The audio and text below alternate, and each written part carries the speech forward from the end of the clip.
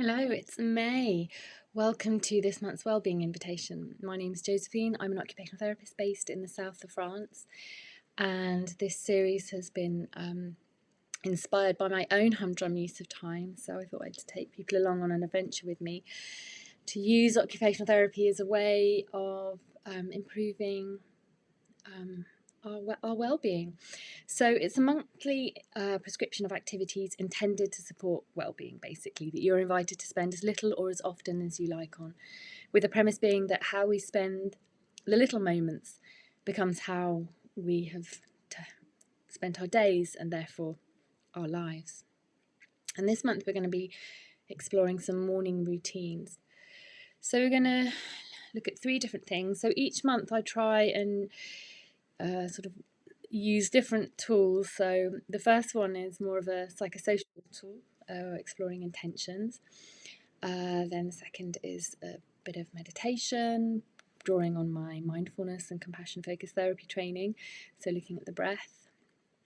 And then an activity. And this month it's to buy or carefully pick a bunch of flowers. And remember that, as with all invitations, you can say no.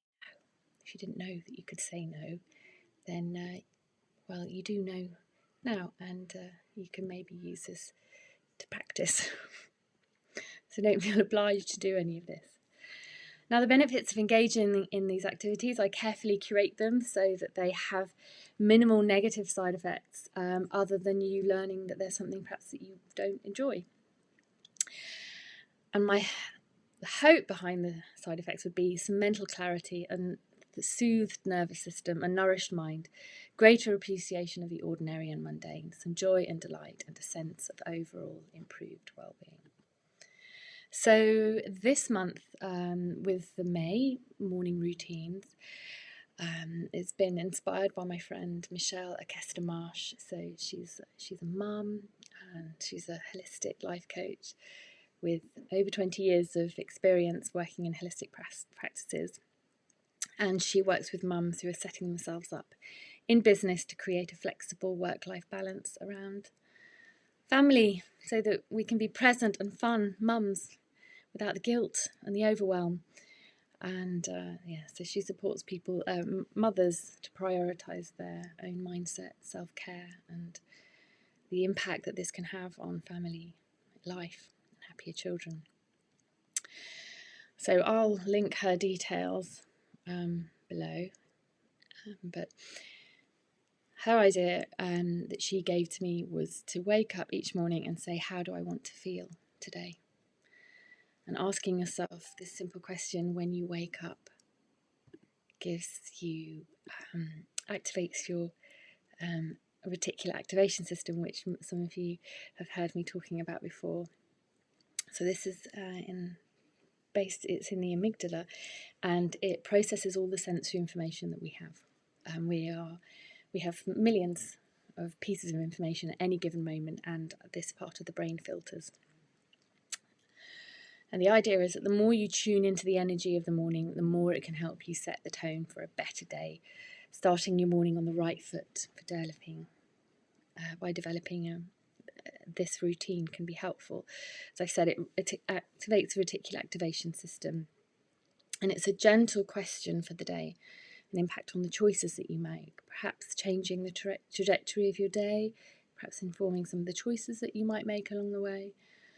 And I'm sure you are more than aware that reflection is a powerful tool for self-discovery and growth in many areas of your life. You can develop an understanding of your underlying motivations, make wiser choices for your well-being, and be kinder to yourself and possibly others. You can also check in with yourself at the end of the day, but it's not necessary. You can be as creative with this as you like. You can journal, or you can just ask yourself the question, how do I want to feel today? Then I want you to follow this with 2 minutes of deep breathing. So within the handouts, I've guided through this technique of placing one hand on the belly, inhaling through the nose and feeling the air push into your lungs. feeling the rib cage expanding outwards, moving the breath until the collarbones feel like they're rising, and then pausing for a moment before exhaling out of the mouth gently from the top of your lungs towards the bottom. And then at the end of the exhalation, drawing your belly button towards your spine, pushing out any residual air out of the bottom of your lungs. So this is a technique that you can use, or you can use any breathing techniques. You can use the square breathing technique that we've used before, of breathing in for 4, holding for 4, breathing out for 4, holding for 4. Just 2 minutes of breath work, of deep breathing, oxygenates the body, and it can help you feel more energized and refreshed because of this oxygen. So if you wake up, particularly if you're waking up fatigued, this can be a very helpful tool to support you to have a little bit more energy. And as you know, breath is your primary life-giving impulse. We all breathe. It's one thing we definitely have in common. And since it's part of your autonomic nervous system, it performs its function dutifully during your entire life without your awareness for the most part. And this is an invitation to just spend 2 minutes focusing on it at the beginning of the day. So asking yourself that question, how do I want to feel today? Moving into some breath work, and then carrying on with your day as usual.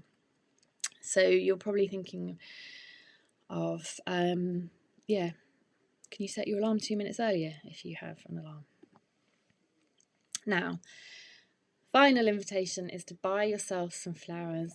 You can perhaps play that lovely song that's in my head. I won't give you that earworm if you don't have it already.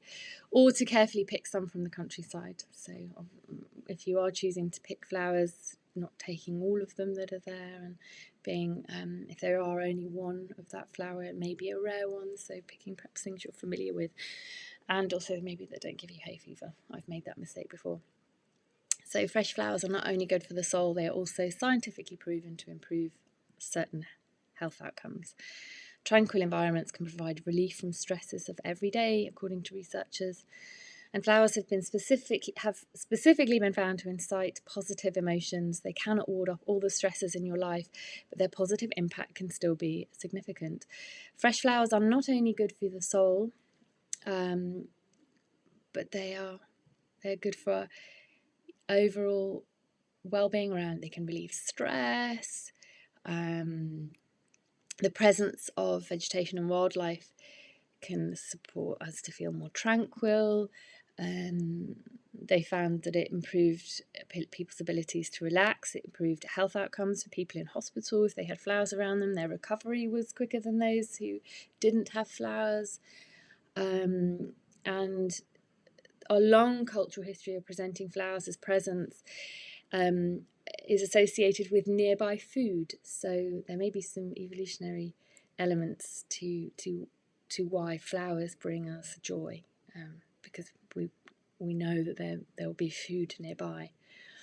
So they're natural mood enhancers, and they can boost our mood and our emotional well-being, our physical well-being. We have a physiological response to them, to being in nature. That idea of stopping to smell the roses soothes the mind and the body. So that's the invitation. So setting an intention, exploring with yourself, how do I want to feel today? 2 minutes of breath work, and then buying yourself a bunch of flowers once a week, or if they last a bit longer, leaving it, or a bit less, more often. Remember, as with all invitations, you can say no. And do let me know how you're getting on, or if you'd like to explore these in more depth, you'd like to do a more individualised exploration around your well-being, you are more than welcome to reach out and book one-to-one sessions with me over the month of May. And you can contact me at the Wellbeing. You can look at my website, me and my work, or you can send me an email to Josephine at thewellbeingatelier.com. So thank you so much. Do like and subscribe. It apparently makes a big difference to sharing my work with others. this is a free and simple occupational therapy inspired offering for you to use as you wish. Anyway, thank you so much for joining me. I will see you again next month. Bye.